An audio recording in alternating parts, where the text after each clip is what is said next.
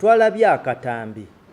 Olaba akatambi nga Bobi Wine waliwo ekika ekimwetolodde n'okugwa nga agwa wansi nga waliwo n'omuntu akoze eki amusitudde.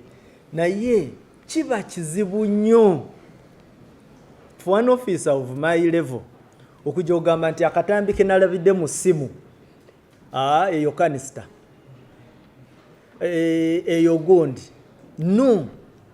Era statement yange mwagirabye ya yesterday yagambye nti tulina versions bbiri, emu egamba bweti endala egamba bweti, naye ekigenda okutwawula kunoonyereza. Agamba nti bannabyabufuzi basusse okuyisa olugaabi mu biragiro ebibaweebwa poliisi ekiviirako obukuubagano wakati w'enjuyi zombi nga n'ekiddirira byebyo ng'ebyabaddewo eggulo. Tulina okwemulugumyanga poliisi ku ba politicians, especially ba politicians abe mulabye be tubadde tubalaga ku lutimbe wano.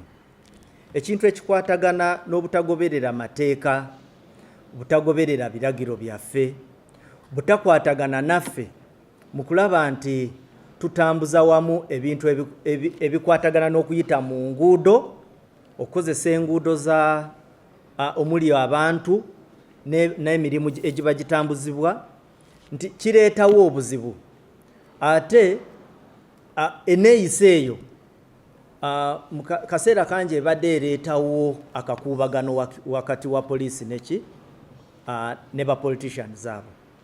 Kati ekizibu bwe tutandika okwesika n'okulwana, ebivaamu usually tebiba birungi. Osanga kati nga kati Mwami Kyagulanyi yafunye obuvune, abapoliisi 3 bafunye obuvune, emotoka za poliisi 2 bazikubye. Now si bwe twali yagadde ebintu bitambule, kyetusaba kyokka kiri kimu, kukwatagana bulungi, kuteekawo mbeera nga buli muntu agoberera kyalina okugoberera.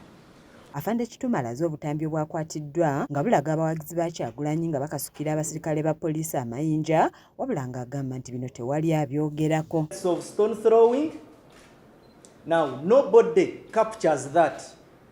That is what precisely nobody wants to talk about. They want police to keep quiet and swallow the accusations. Now we are saying no. No amount of blackmail will allow us and push us into a corner to ignore incidents and tendencies. Amaliriza asuubiza nti baakunoonyereza bazuula ekituufu ku ebyo ebyabaddewo, wabula nga si baakukkiriza kukubwa ku nsoloboto n'okulangibwa obwemage olutatadde. They are professionals who are very, very, very, very cognizant and sensitive to those standards. But we have refused to keep quiet in incidents and situations where people want to cover up for their wrong actions and the blackmail of Uganda police. So we shall have an investigation. We don't want to draw conclusions on what exactly happened, because we may say one thing and another emerges. But let's give an opportunity for an investigation to take course. Nzanit Namatovu, Kulwa KSTV, Agale.